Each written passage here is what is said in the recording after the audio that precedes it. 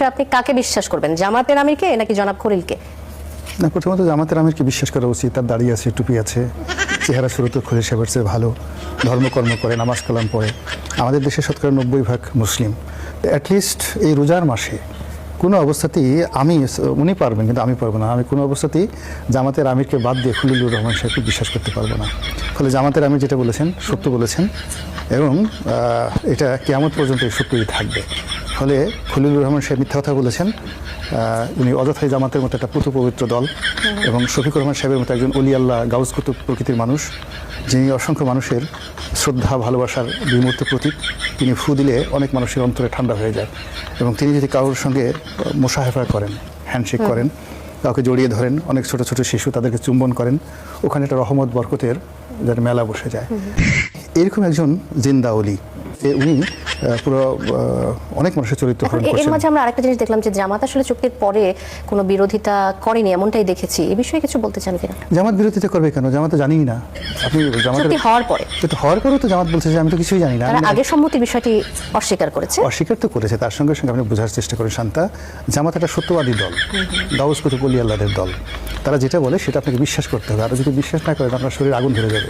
আপনি এখনো পর্যন্ত কারামত বুঝেন নাই যে আমাদের কারামতটা কি।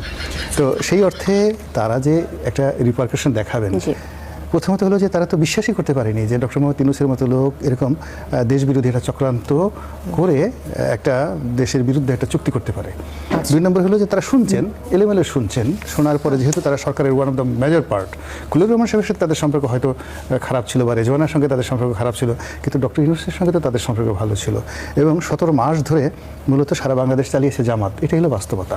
তো সেই বাস্তবতার মধ্যে আমিরে জামাত, হ্যাঁ, তিনি বলছেন যে তিনি এই চুক্তি সম্পর্কে কিছুই জানেন এবং রাজনৈতিক অঙ্গনের দুই বিশেষ ব্যক্তি দুই ধরনের কথা বলছেন।